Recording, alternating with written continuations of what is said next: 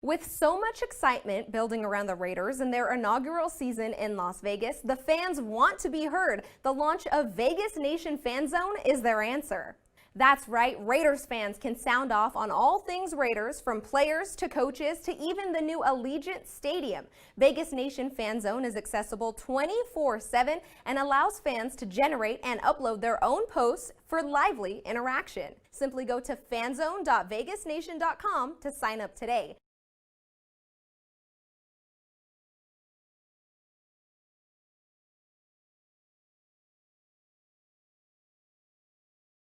Hey everybody, it's Heidi Fang here, your Vegas Nation podcast host, and welcome to the Q&A time with Heidi Fang. I'm checking out some things right now because hot off the presses, there's a big signing for the Raiders, and we're going to get into that. But it's funny because it kind of goes with a question that I already have here, so let me pull that up. It was from Weebay78, and he said, do you see the team trying to make a move before the deadline? Seems like they have a solid group, which may need another DB or a defense position to help bolster the roster. Well, they just got one, and a guy who's now reuniting with Rod Marinelli from the Cowboys, and that being David Irving, edge rusher that used to be there. And it's pretty crazy to see this coming through here right now, as I'm just like literally reading that he's just signed with the Raiders. Because David Irving, he hasn't played in about, I don't know, a couple seasons. It's been 2018. He's been out. He's somebody who just kind of came back into the COVID protocol. Apparently, these discussions were in play with the Raiders since about mid-October. So to see him now coming on with the team, this is pretty big stuff. This is from Aaron Wilson of the Houston Chronicle that broke the news and that he was going there. And, something that the Raiders have always been big on historically is second chances with people, second chances with players. And David Irving is going to need that second chance because he's somebody that's already had multiple suspensions, and that was due to substance abuse policy violations. One of those times was due to PED. So there have been 4 times that he's been suspended, and 3 of those were for substance abuse issues. So, he's been somebody that's shown great flashes of brilliance on the field, but can he get everything else in order to be a part of this team, to be somebody that they can rely on, to be somebody that's an immediate plug-in here on the D-line? It's going to be a big thing to see as this Raiders team progresses on, because something that they did so well in getting their win against Kansas City last week, breaking the losing streak of, I believe it was 13 games up in Arrowhead with Derek Carr. He had never won in Arrowhead, so this was huge for the team to finally get over that hurdle, the 40-32 win that they had over the Chiefs. And somebody had asked me here, let me pull up that question just about that win, and just bear with me, y'all, because I'm going through it. Eddie Borsili. I got to give a shout out to Eddie Borsili, somebody I used to work with over at Sirius Radio. That's where I was in New York when I worked back there. One of the places, actually, I worked a few places there, but Sirius XM was definitely my favorite job that I had there. And he said, who is your favorite Sirius XM former coworker Raider fan? We all know it's you, Eddie. There was no other, I don't think any other guy that was ever so vocal about his fandom with the Raiders than Eddie Borsili. So shout out to Eddie. But let me find this here. There was a question. Well, here it is. Your boy Wire9 wants to know, what's the main thing that changed to make our defense operate and cause havoc for Patrick Mahomes? Well, the big thing there was definitely the pass rush, and also the adjustments the team made in the second half. When you looked at the first half of the game, Patrick Mahomes was over 240 yards. Then you get into the second half, and Mahomes is contained. He had a 51, I believe, passer rating in the second half, and that's huge. That's the lowest he's ever had in his career. So what the Raiders did differently was they brought the rush, and they were effective with it. They made Pat Mahomes have to use his legs to make plays, and more often than not, they were stopping him on those attempts. So that was where the team finally found the gel. They came together to be able to stop the beast that is Mahomes, and that's not easy to do. As we know, he's somebody that can always find the openings. He has a great vision of the field.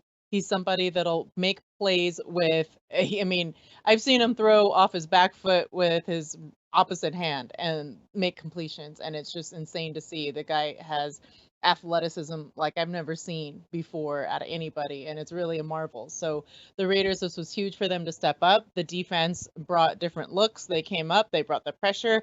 Max Crosby did well in this game as well to be able to bring that pressure and had a sack in the game. So this was big. I mean, the Raiders right now, the pressure has been a big thing up front. There's only about 10 teams in the NFL right now that have less than double digits in the sacks, and the Raiders right now are one of those teams. So for them to get more rush, more presence, somebody like a David Irving perhaps, Max Crosby to finally get in there, get in the face of these guys to make big plays. Cleveland Farrell's been doing a lot too in the second year that I've seen out of him. I mean, you may not be seeing his name showing up everywhere that you want to see it, but he's being effective in his space. And that's where the Raiders need to continue to grow, to be able to continue what they did against the Chiefs, against other teams. So I hope that answers your question. And I've got a second question from your boy Wire. Since the bye week has passed, do we have everyone back healthy for this week's game? All right.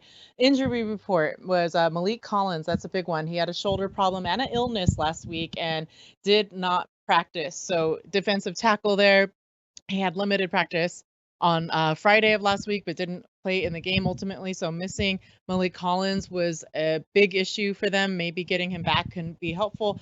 Brian Edwards is somebody else. Rico Gafford is somebody else. Those guys, we don't know if we'll see them back quite yet. As we know, Brian Edwards has been dealing with a foot and ankle injury, so he's somebody that we're going to need to look for back on the field. And Jonathan Abram still has a shoulder issue, but he's going to full practice. So just reading through some of the other issues, there's nobody here right now that stands out as going to have any issue with coming back. The only two were the ones I already mentioned with Malik Collins, with Brian Edwards. We'll see what happens with those two guys, but I don't know right now that we'll get Brian Edwards back anytime soon. It's just been a question mark there big time. So, but yeah, most of the team is healthy, and that's been key. I think that was also another key against Kansas City, was getting back Nick Kwiatkowski. He was really effective, and he was really the person that they need there as the signal caller with this defense. And I think he's had such an impact in the games that he's played in. So getting him back last week against the Chiefs was a big key. And the Raiders have a steep challenge against the Buccaneers defense this week, and the offense is something I haven't even mentioned yet with the Raiders, but the Raiders offense clicking the way it did last week, getting Henry Ruggs out there. I mean, with 2 catches, doing what he did against the Chiefs, man, it's just unbelievable to see a guy that can stretch the field the way he does, that makes defenders have to cover him. And then that opens up a lot of things for this team. You look at the impact that Darren Waller has as well on this offense. And he's somebody that's the go-to guy that can make effective plays. It's such a big target in the red zone. And putting those two on the field together, it's going to make defenses have to think about where they're going to place their coverage. And then you have Josh Jacobs, that's going to be another guy that's going to be the downhill running presence, of course, and just pounding the rock. He's going to be somebody that is going to make issues for all the defenses, because you can't stack the box against this kind of a offense that has somebody in the weapon like Josh Jacobs, that has another weapon in Darren Waller, that has Henry Ruggs, and that's not even everybody. You have third and Renfro, of course, so no, forget Hunter Renfro. He's always out there. He's somebody that is just a playmaker. The guy is just a baller. I love watching what Hunter Renfro does whenever it comes time for him to make those big plays, and he's called upon a long third down and he's in double coverage. Well, we saw what he did there. Against the Patriots, he was able to reach up, elevate himself, grab the ball, make a play. So yeah, big time. All right, so here we have, will we see the Lanai doors open up for Sunday Night Football versus the Bucs? That comes from Van City Raider, and I'd love to see that. The Lanai doors have not been utilized in full yet. I'm wanting to see what this whole view would look like. Of course, that when you open the Lanai doors, they face out towards the strip, and that is just a gorgeous view that I was able to see. I was very fortunate to get a tour of Allegiant before it was open and got to see this, and it was really breathtaking. So I'm hoping that they do this for this game, and being that it is on network TV and it's going to be a huge featured game this week, I'd love to see that finally open up.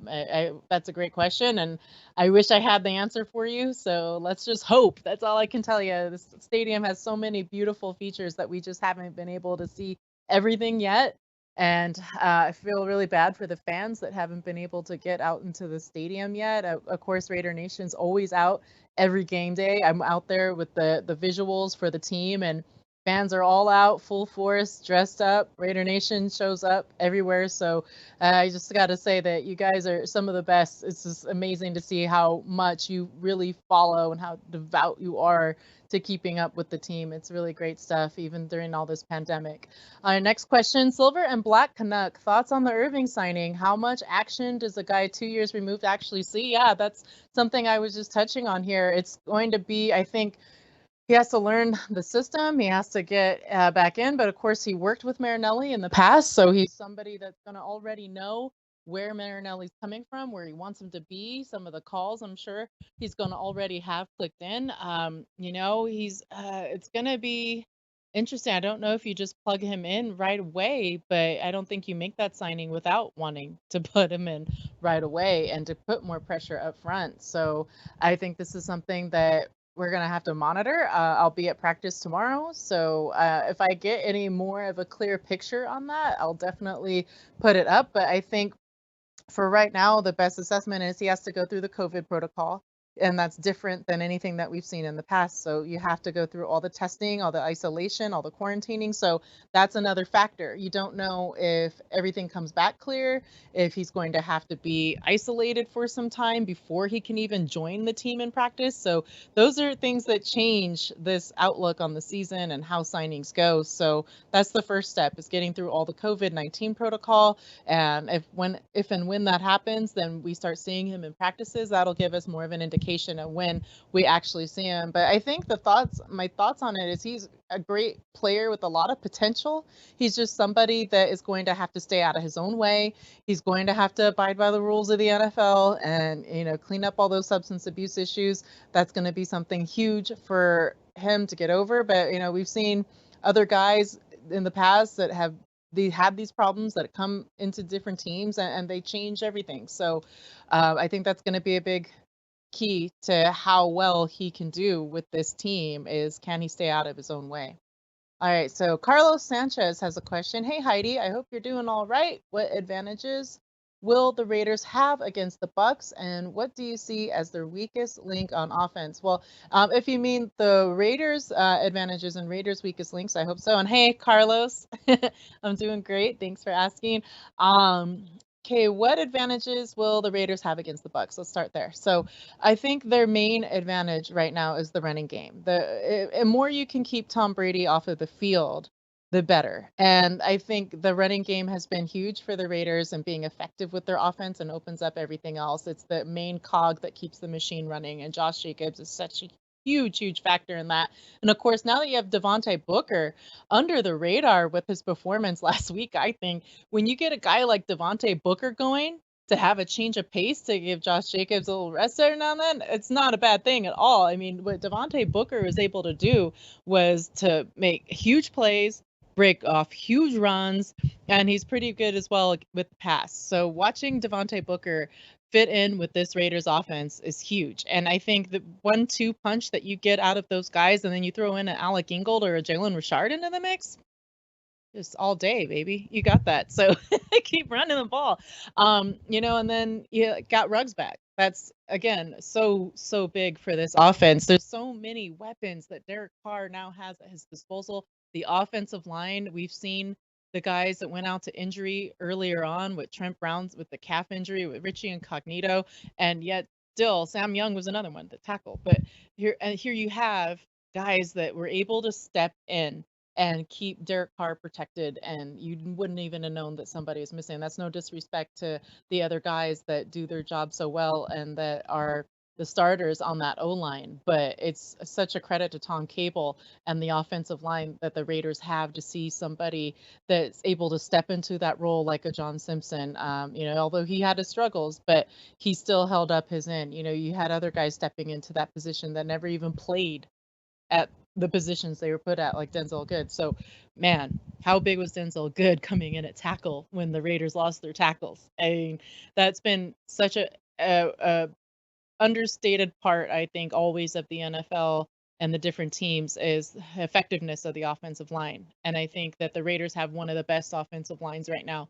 in football. And so when you have all of those pieces in place, that's huge, huge. But the defense is going to have to keep up against Tom Brady, the Buccaneers. Man, their defense is so good right now, so strong. They're hungry, they're feisty. So this is a defense that the Raiders are going to have to be very, very careful against as far as making sure that they are, I guess, varying up what they do so that they keep the Buccaneers on their heels and keep them running out and not knowing where the Raiders are going to go. That's obviously what you really want to do is, deceive the defense. But yeah, I mean, the Buccaneers have a really good defense. So who is the weakest link on, I'm guessing you mean the Raiders offense. The weakest link. That is tough. I mean, I don't see a weakest link. I see people who have bad days and people who have good days. I mean, the tight ends, I don't see a weak link. You got, Foster Moreau, you got Jason Witten, you got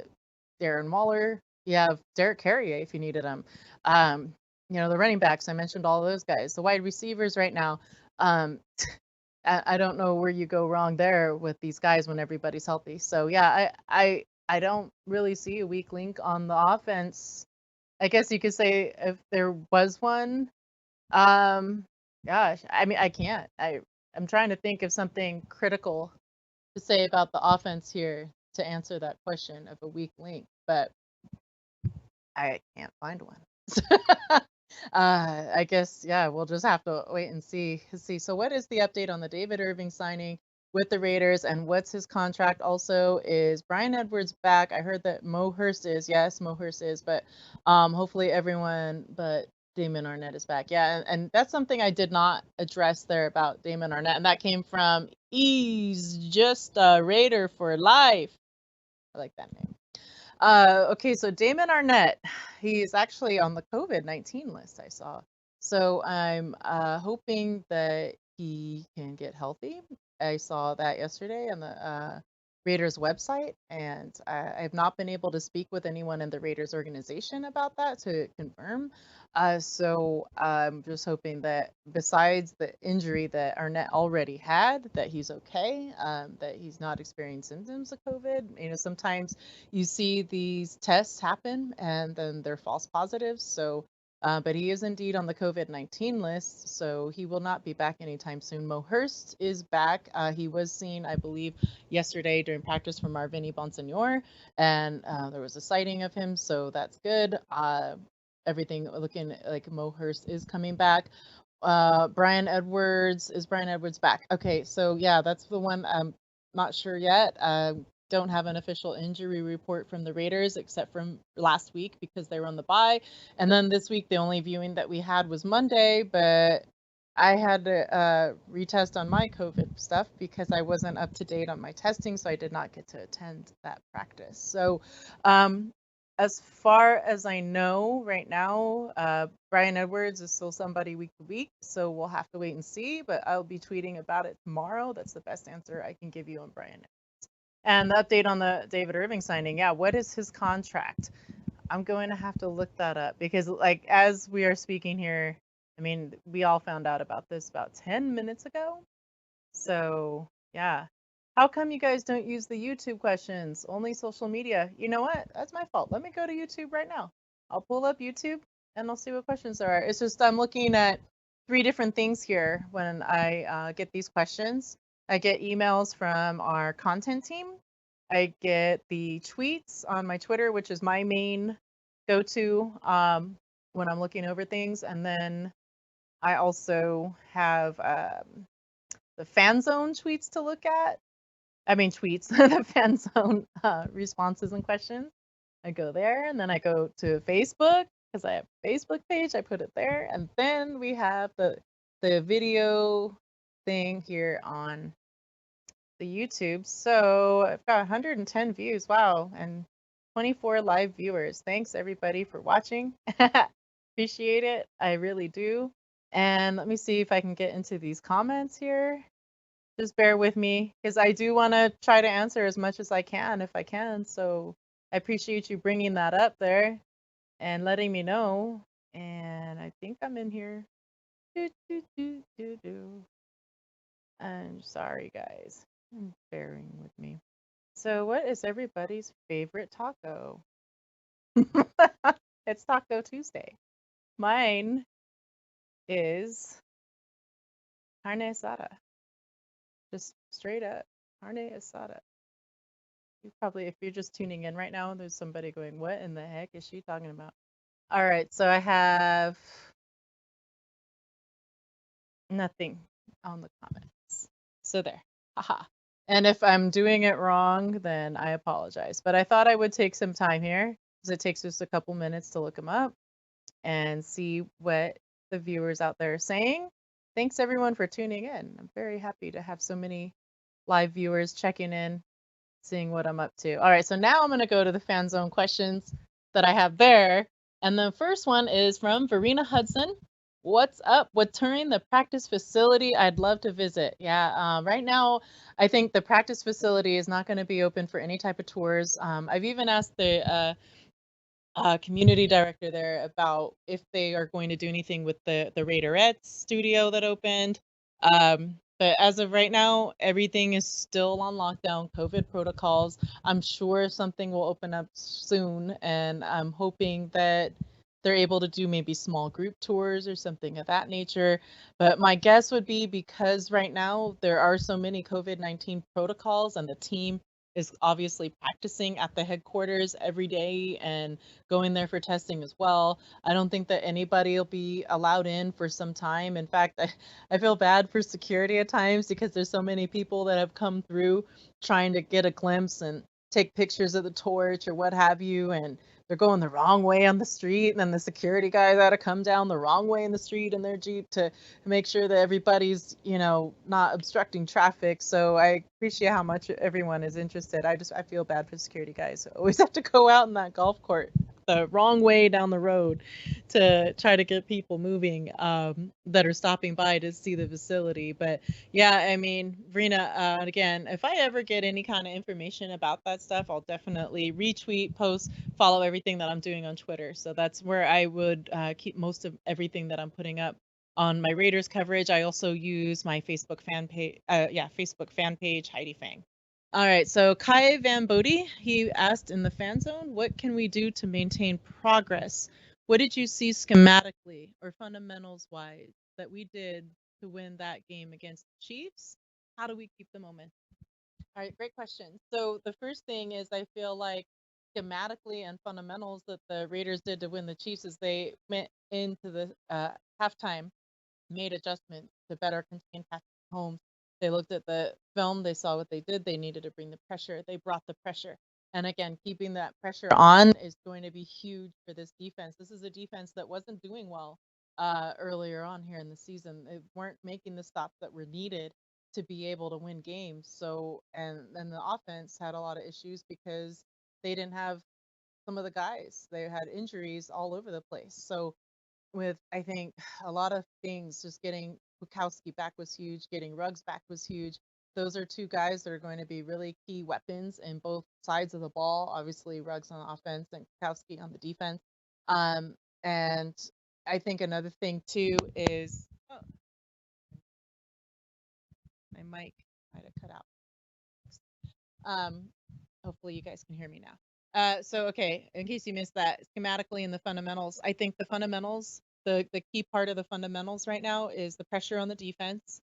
And I think sometimes Jonathan Abrams' aggressiveness can also be it's a double-edged sword. Sometimes he's overly aggressive and we've seen him take out teammates. Like he pushed in Keyshawn Nixon, which led to I'm sorry, it wasn't Nixon, it was Nevin Lawson.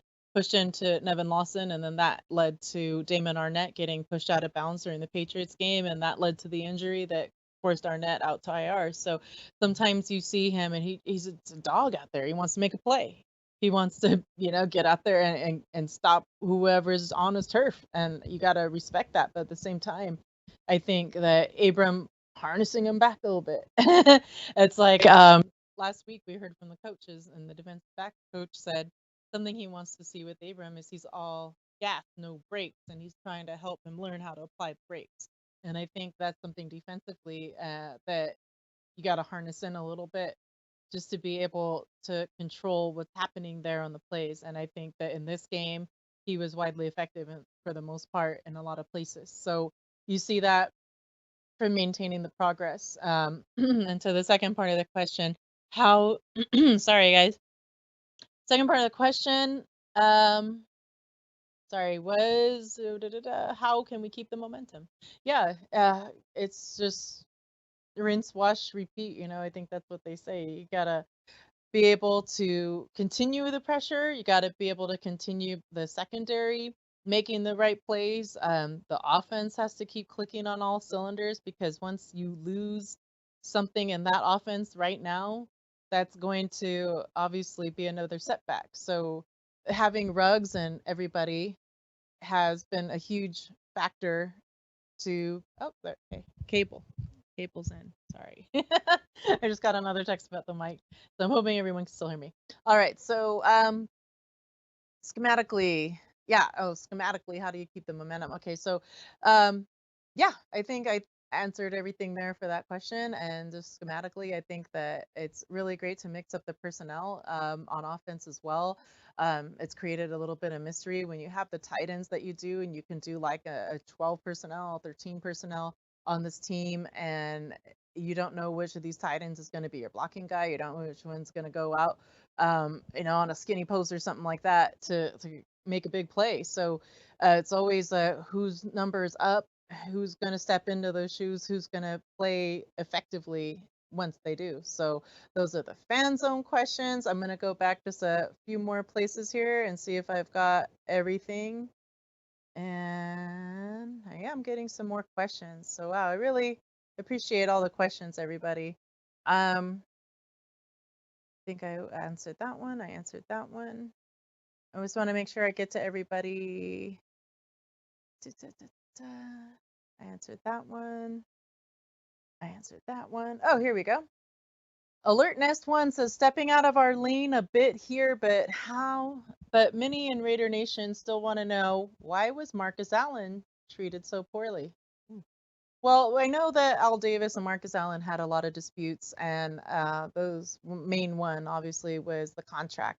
There was contract issues that happened with Marcus Allen that led to, I guess, Al Davis and Marcus Allen having a ton of issues between the two of them. And then you saw what happened as Bo Jackson came into the fold and Marcus Allen was losing reps. So I think part of the big thing there was that neither of these guys could budge on what they felt strongly about. We know Al Davis, the Maverick, wasn't gonna ever really budge on what he thought was right, and Marcus Allen wanted what he wanted. So, and I'm trying to remember that interview that happened, that Marcus Allen said in the interview something to the effect that he thought he was trying to sabotage him, that he was out for him all the time, and that led to a lot of more saltiness happening between the two.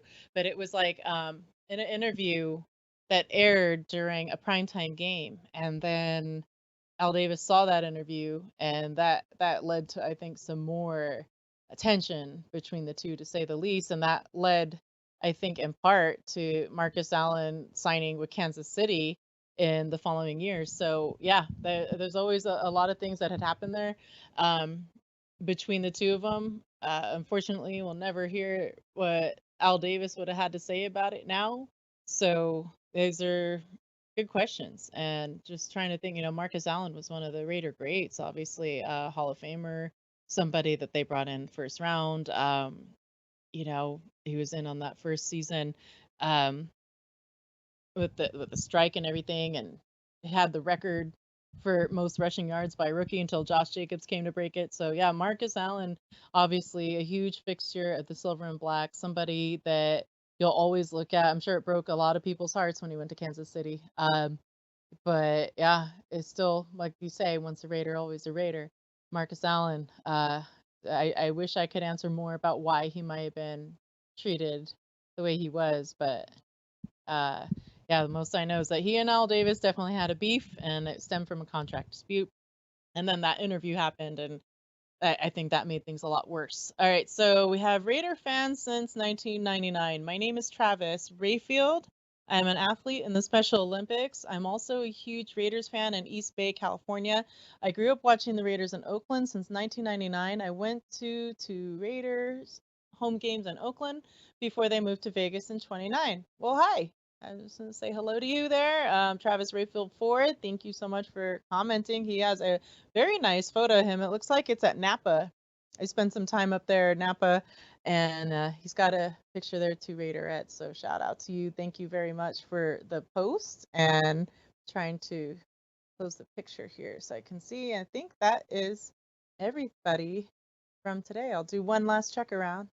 So bear with me there in the studio, as I know you guys are all watching to see what's going on with that. I got all those questions. And I'll check this YouTube thing one more time. Let's see. Videos, and then here I look in the live stuff, and I go right here. Click it. With that, I did not look to see if there's any announcement on what the terms of his contract are. I'm going to check that out really quick before I disappear on you, because I think if I have anything on that, I would probably get some sort of post. I don't have that yet. Oh, so sometimes you get the information into your inbox, but because I'm here, I can't really just go ask anyone right now in the Raiders organization, but I'll actually check with our guys here on Twitter and our Raiders site. So see if we have that yet. I don't see anything right now, but yeah. All right, so I guess we'll just have to wait and find out more about David Irving. Thank you, everybody, so much for tuning in today. I'll be back. Give me a follow on Twitter at Heidi Fang, and download the Vegas Nation app and check out vegasnation.com to keep up with everything else that we're doing. Y'all have a good Tuesday.